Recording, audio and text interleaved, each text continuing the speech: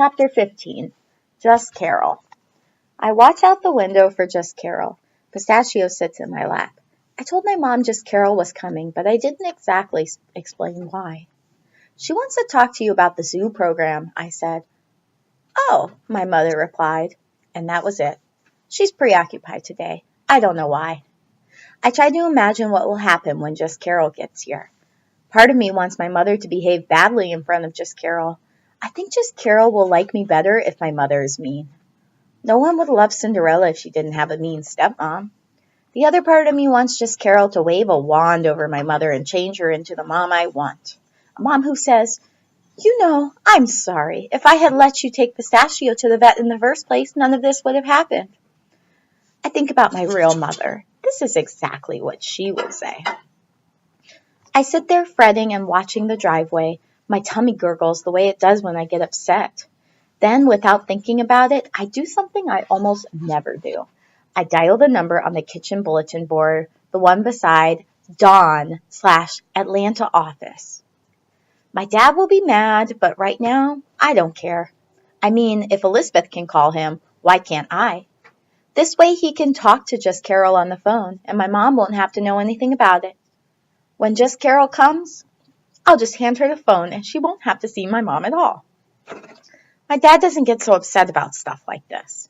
Once when I was little, I bit Felicia Johnston's arm because she cut a big handful of Elizabeth's hair. And when my dad found out, he was almost proud of what I'd done. I wind the phone cord around my finger and wait for the call to connect. Lisbon Insurance, the receptionist said. Could I speak to Don McPherson, please? I'm sorry, Don McPherson is no longer with the company. Could someone else in your sales department help you? What? Mr. McPherson no longer works for Leibson. My mouth opens. Nothing comes out. Miss? Hello? The receptionist asks. Can someone else help you? No, I say. I hang up the phone. Pistachio squirms against me. It takes me a little while to realize I'm holding him too tight. The receptionist is wrong. That's all there is to it. I stand staring stupidly at Dawn Atlanta office, written in my mother's neat handwriting. Then my feet walk up the stairs to Elizabeth's room. I'm not quite sure why they do this, except that I know Elizabeth hates moving as much as I do. It's the one thing we agree on, Elizabeth and me. Elizabeth has scooted her chair up to her dresser. Her nose is 2 inches from the mirror. She is inspecting her chin. Elizabeth, I say, I called the Atlanta office. The receptionist said Dad's not working at Leibson anymore.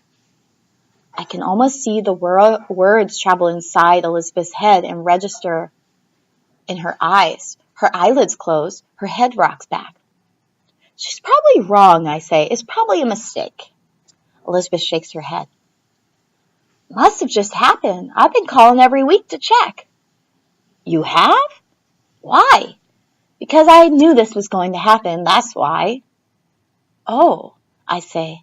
Elizabeth has been checking up on our dad. This is not what I wanted to hear.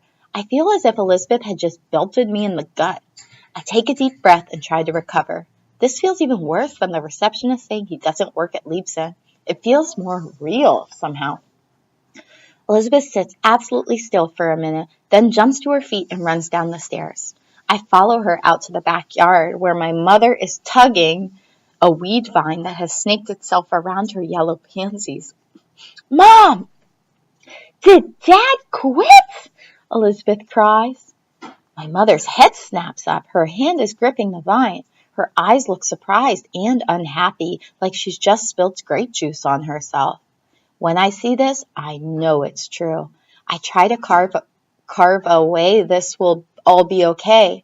Maybe he already has a new job right here. Maybe that's why he quit. How did you find that out? My mother asks just as the doorbell chimes its fake organ sound. He better get a new job in Sarah's Road because I'm not leaving. I'm not, Elizabeth says, her voice low and tough. Me neither. There's no way, I say. Where is Dad if he's not in Atlanta? My mother shakes her head and bites her bottom lip. Mom, where is he? Elizabeth asks. The doorbell chimes again. He's in Philadelphia visiting Uncle Anthony. Now, who is that? She asks, wiping her hands on a yellow plaid dish rag she keeps in her gardening pants pocket. Just Carol, I say. Why did he quit? Elizabeth asks. Look, I'm not going to play middleman here. He's calling tonight. You talk to him about this, and not me, she tells Elizabeth, then turns to me.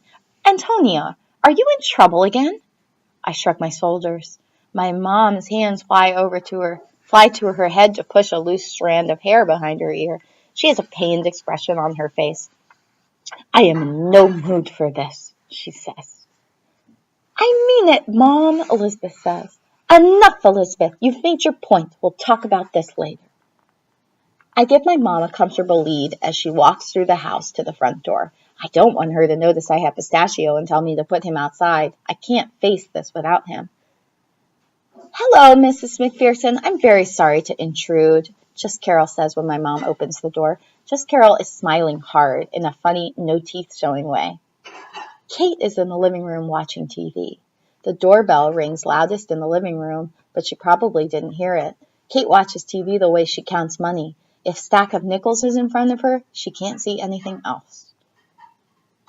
Kate, you're going to have to turn that off, my mother says. Kate's whole face gets red, and she looks as if she might explode. The only time Kate ever gets mad at my mother is when my mother makes her turn the TV off. Catherine, my mom whispers something in her ear. Kate calms down. She still looks grumpy, but not like she's ready to kill. She heaves a couple of times, then presses the power off.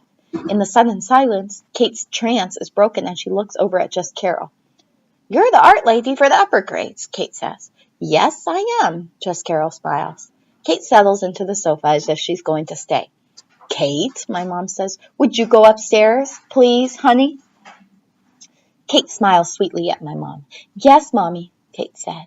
She walks by me. I hear the coins jingle in her shoe. What did you do now? She mouths the words at me. So, my mother says when Kate is upstairs, what is this all about? My mother is being very polite, but she has her guard up. Her mouth is smiling a pretend smile. She's standing up and hasn't suggested any of us might sit down. And has something to tell you, Just Carol says. Antonia, my mother says. Antonia, yes, Just Carol corrects herself. My mother is staring at me now. Her mouth is not smiling, not even in a pretend way. I look up at Kate, who is crouched by the upstairs banister, trying to hear every word. I took Pistachio to the vet, I say. I look down at him. He tries to wiggle out of my arms. The sound of our voices is making him nervous. Or maybe it's just that he knows he isn't supposed to be in the living room. My mother waits for more. I took Pistachio to the vet and I didn't pay for it, I say. How much? My mother asks. She sits down. Just Carol and I sit down too. I don't know, I say. You don't know, or you don't want to tell me? I don't know. Just Carol clears her throat. Her green eyes laser through my head. I gave the vet the wrong address so you don't get a bill. I look down at the rug. I wish I could crawl under it. This didn't seem like such a terrible thing when I did it. It certainly didn't seem like stealing. It seemed like taking care of my dog. But now with Just Carol and my mom staring at me, I feel like I wet my bed. The vet on the corner of Deason and Meyer Way? No, I went to a new one. My mother snorts. And why are you telling me this? She looks at Just Carol. Because Just Carol says I have to straighten this out, otherwise I can't go to the zoo anymore. I pet Tashi, hoping my mom doesn't tell me to take him out of here. My mother nods her head. Her tongue rolls over her teeth. So it was your idea to tell me. So it wasn't your idea to tell me. It was Miss Carol's. I look down at Pistachio. You're the art teacher? My mother says. Yes. So what are you suggesting? My mother asked Just Carol. I think you and Antonia need to go to the vet and find out how much is owed, and then figure out a way for Antonia to work it off.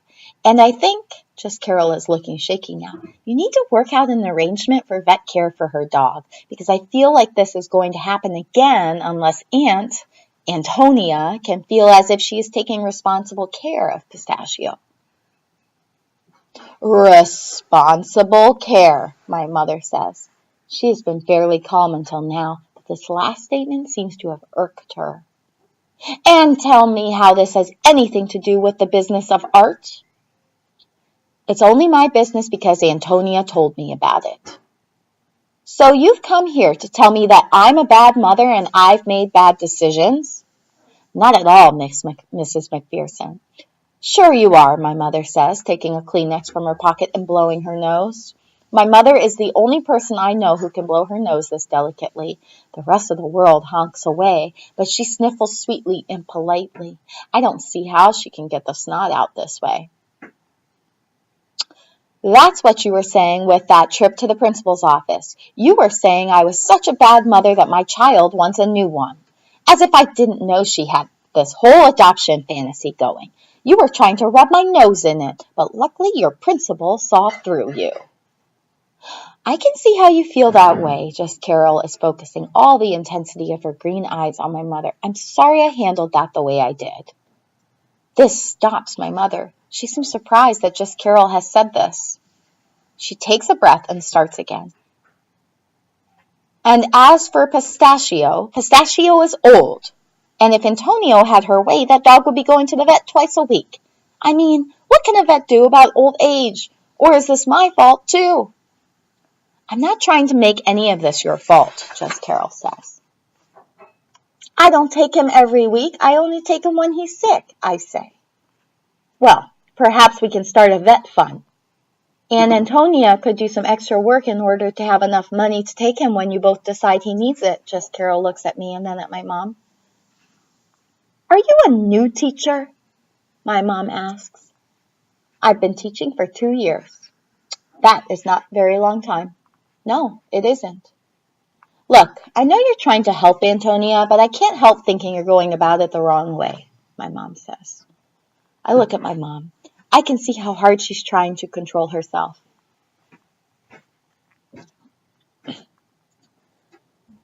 You may be right, but I've made a promise to your daughter that if she takes care of this vet bill problem, she'll be able to continue with the zoo program. And I'd like to be able to keep that commitment, but I think she needs your help to resolve some of these issues. Why are you sticking your neck out for her? Because I like her, just Carol says. My lips smile. I feel a warm flush come over me. For a second, I'm afraid I might cry. I wonder if Kate heard this. I hope she did. I hope she tells Elizabeth about it, too. My mother looks at me as if she's trying to understand why. She's quiet for a minute, then she nods. Her head barely moves. I do fine with the other two, she says softly. I've never been called on the carpet about them. Mrs. McPherson, please, I'm not calling you on the carpet. It's just that we have a problem and I think we need to address it. With Antonia, everything is a problem. Antonia, why don't you go upstairs? I want to talk to your mom for a minute, alone. Just Carol says. I shake my head no in an exaggerated way. I don't think that's a good idea, I whisper. I do, just Carol says. There's an edge to the way she says this. Like if you touched her words, they would give you a paper cut. I go upstairs. Kate is sitting on the top step. You're not supposed to take Pistachio in the living room, Kate says. She has her notebook in her hand as if she has already recorded this. And I don't see how you could get in trouble in art. How can you do art wrong? I didn't get in trouble in art, I say. What did you do then? She leans forward, her mouth open, her blue eyes glowing. None of your business, I say as I close the door of my room.